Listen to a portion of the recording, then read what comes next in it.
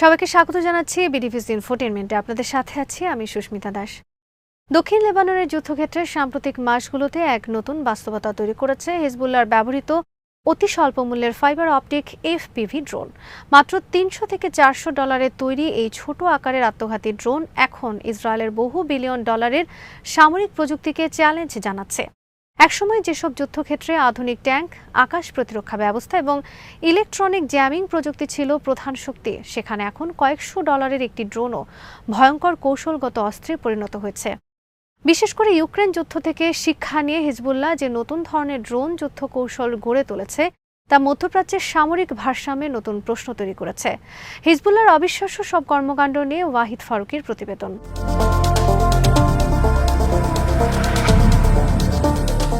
সম্প্রতি দক্ষিণ লেবাননে একটি ঘটনায় ৩ জন ইসরায়েলি সেনা একটি ট্যাঙ্কের পাশে অবস্থান করছিল। তারা প্রথমে শব্দ শুনতে পায়, কিন্তু ড্রোনটি চোখে পড়ার আগেই অনেক দেরি হয়ে যায়। ছোট আকারের fibre optic first person view বা এফপিভি ড্রোনটি মুহূর্তের মধ্যে তাদের কাছে পৌঁছে বিস্ফোরিত হয়। ভিডিও ফিড সঙ্গে সঙ্গে অন্ধকার হয়ে যায়। ওই হামলায় একজন সেনা নিহত এবং আরও ৬ জন আহত হয়েছে। এই ধরনের হামলার ভিডিও এখন দক্ষিণ লেবাননের সংঘর্ষে নিয়মিত দৃশ্যে পরিণত হয়েছে।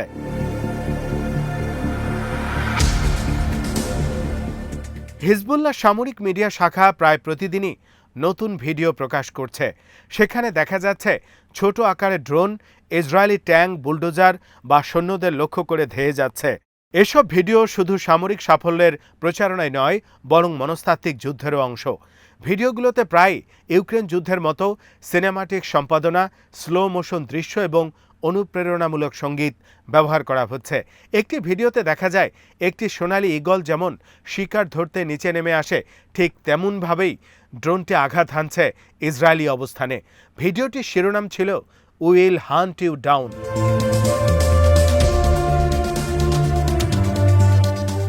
এই ড্রোনগুলোর সবচেয়ে বড় শক্তি হল এগুলোকে প্রচলিত ইলেকট্রনিক যুদ্ধ প্রযুক্তি দিয়ে অকার্যকর করা প্রায় অসম্ভব। সাধারণ রেডিও নিয়ন্ত্রিত ড্রোনগুলোকে জ্যামিং প্রযুক্তির মাধ্যমে নিয়ন্ত্রণহীন করা যায়, কিন্তু ফাইবার অপটিক ড্রোনগুলো অপারেটরের সঙ্গে একটি দীর্ঘ ফাইবার কেবলের মাধ্যমে সংযুক্ত থাকে। ফলে রেডিও সিগন্যালের উপর নির্ভর করতে হয় না। ড্রোনটি কয়েক কিলোমিটার দূরে থাকা অপারেটরের কাছে সরাসরি ভিডিও পাঠায় এবং অপারেটর তার নির্দেশ পাঠাতে পারে। ইসরায়েলের উন্নত ইলেকট্রনিক জ্যামিং ব্যবস্থা এই ড্রোনগুলোর বিরুদ্ধে কার্যত অকার্যকর হয়ে পড়েছে।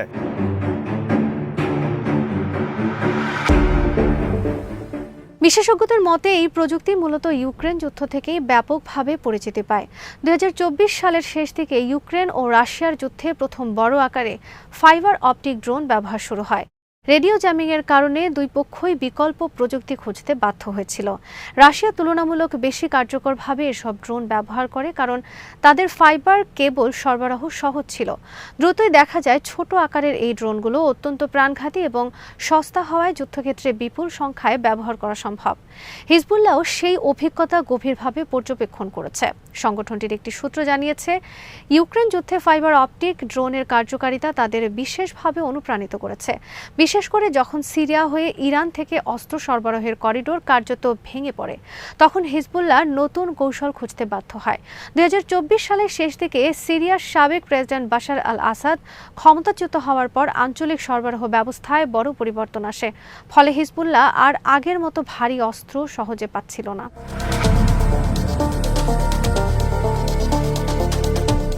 এই পরিস্থিতিতে সংগঠনটি কম খরচে স্থানীয়ভাবে অস্ত্র তৈরির দিকে ঝুঁকে পড়ে। সূত্র অনুযায়ী বর্তমানে হিজবুল্লাহর ব্যবহৃত অধিকাংশ এফভিপি ড্রোন 3D প্রিন্টিং প্রযুক্তি ব্যবহার করে তৈরি করা হচ্ছে। বাজারে সহজলভ্য বাণিজ্যিক ইলেকট্রনিক যন্ত্রাংশ সামান্য পরিবর্তন করে সামরিক কাজে ব্যবহার করা হচ্ছে।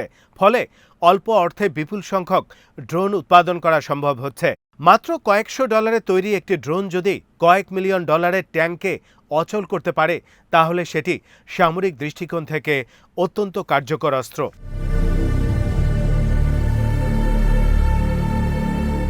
ইসরায়েলের বিখ্যাত আয়রন ড্রোম ব্যবস্থা মূলত রকেট ও ক্ষেপণাস্ত্র প্রতিহত করার জন্য তৈরি, কিন্তু ছোট নিচ দিয়ে উড়ে যাওয়া এবং ধীরগতির এই ড্রোন শনাক্ত করা অনেক কঠিন।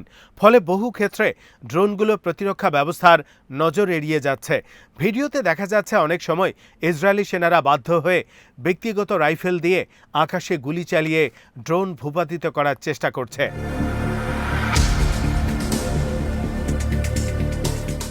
আরও উদ্বেগের বিষয় হলো এসব ড্রোন ইসরায়েলের অত্যাধুনিক মার্কাভা ট্যাঙ্কের ট্রফি ডিফেন্স সিস্টেমকেও ফাঁকি দিতে সক্ষম হয়েছে।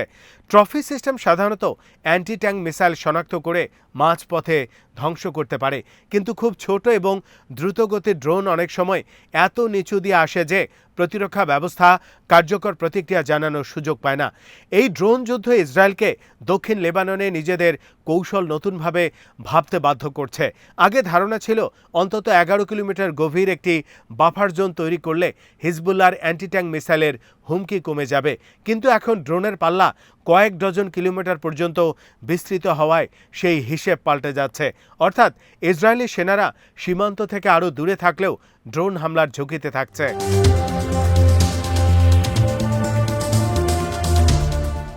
বিশ্লেষকদের মতে হিজবুল্লাহর জন্য এই ড্রোন শুধু সামরিক অস্ত্র নয়, বরং সংগঠনটির কৌশলগত রূপান্তরের প্রতীক। 2006 সালে যুদ্ধের পর হিজবুল্লাহ ধীরে ধীরে একটি আধা প্রচলিত সামরিক বাহিনীতে রূপ নিয়েছিল। তারা বড় আকারের রকেট ভান্ডার, অ্যান্টি ট্যাঙ্ক মিসাইল এবং সুসংগঠিত প্রতিরক্ষা লাইন গড়ে তোলে, কিন্তু সাম্প্রতিক সংঘর্ষে ইসরায়েলের ব্যাপক বিমান হামলা ও প্রযুক্তিগত শ্রেষ্ঠত্বের মুখে সেই কৌশল দুর্বল হয়ে পড়ে।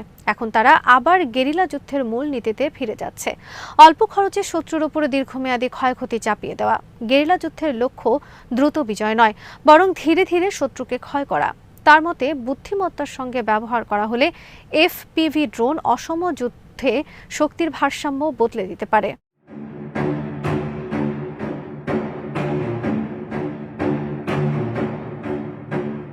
আন্তর্জাতিক সামরিক বিশ্লেষকরাও বিষয়টিকে গুরুত্ব দিচ্ছেন। ফাইবার অপটিক ড্রোনকে ইলেকট্রনিক যুদ্ধের মাধ্যমে থামানো যায় না এবং এগুলো শনাক্ত করাও কঠিন। তার মতে শুধু ইসরায়েল নয়, বিশ্বের বহু দেশ এখন ইউক্রেন ধাঁচের ড্রোন যুদ্ধ মোকাবেলায় নতুন প্রতিরক্ষা ব্যবস্থা তৈরিকে অগ্রাধিকার দিচ্ছে। এই যুদ্ধ দেখিয়ে দিয়েছে যে আধুনিক সংঘর্ষে প্রযুক্তিগত শ্রেষ্ঠত্ব সবসময় বিজয় নিশ্চিত করে না, বরং কম খরচের উদ্ভাবনী প্রযুক্তি কখনো কখনো ব্যয়বহুল সামরিক অবকাঠামোকে অকার্যকর করে দিতে পারে। কয়েকশো ডলারের ড্রোনের বিপরীতে কয়েক মিলিয়ন ডলারের প্রতিরক্ষা ব্যবস্থা ব্যবহার করা অর্থনৈতিকভাবেও দীর্ঘমেয়াদে টেকসই নয়। এছাড়া ড্রোনের ভিডিও প্রচারণা যুদ্ধের মনস্তত্ত্বেও বড় ভূমিকা রাখছে। ইউক্রেন যুদ্ধে যেমন ড্রোন ভিডিও সামাজিক যোগাযোগ মাধ্যমে নতুন যুদ্ধের ভাষা তৈরি করেছিল, দক্ষিণ লেবাননেও একই প্রবণতা দেখা যাচ্ছে। সৈন্যদের শেষ মুহূর্তের আতঙ্ক, ট্যাঙ্কের উপর হামলা কিংবা বিস্ফোরণের দৃশ্য দ্রুত ভাইরাল হচ্ছে। এগুলো শুধু শত্রুপক্ষকে ভয় দেখানোর জন্য নয়, নিজেদের সমর্থকদের মনোবল বাড়ানোর কাজও করছে।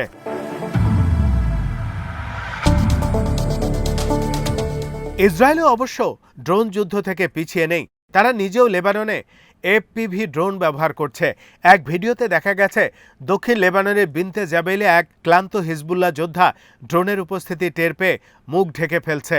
ঠিক পরের মুহূর্তেই বিস্ফোরণ ঘটে। ফলে ড্রোন এখন উভয় পক্ষের জন্যই গুরুত্বপূর্ণ যুদ্ধাস্ত্রে পরিণত হয়েছে। বিশ্বজুড়ে সামরিক কৌশলবিদরা এখন বুঝতে পারছেন যে ভবিষ্যতের যুদ্ধ অনেকাংশেই হবে ছোট, সস্তা এবং বুদ্ধিমান ড্রোনের যুদ্ধ। রাষ্ট্র কিংবা অরাষ্ট্রীয় শক্তি উভয়ের হাতেই এই প্রযুক্তি দ্রুত ছড়িয়ে পড়ছে। মধ্যপ্রাচ্য, ইউক্রেন, আফ্রিকা কিংবা এশিয়ার বিভিন্ন সংঘাতে একই প্রবণতা দেখা যাচ্ছে। কম খরচে উচ্চ কার্যকারিতার কারণে ড্রোন এখন আধুনিক যুদ্ধের সবচেয়ে বড় পরিবর্তনকারী প্রযুক্তিগুলোর একটি হয়ে উঠছে।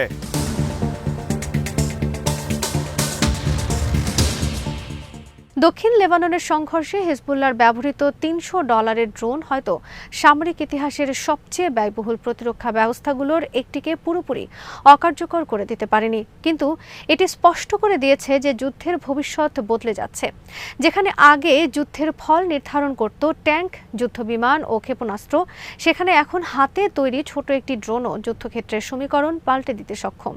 আজ এখানে শেষ করছি। সমরাস্ত্র, প্রতিরক্ষা ও কূটনীতির নানা তথ্য জানতে চোখ রাখুন বিডি নিউজ ইনফোটেইনমেন্টে। চ্যানেলটি ভালো লাগলে সাবস্ক্রাইব করুন। সংযুক্ত থাকুন আমাদের ফেসবুক পেজে।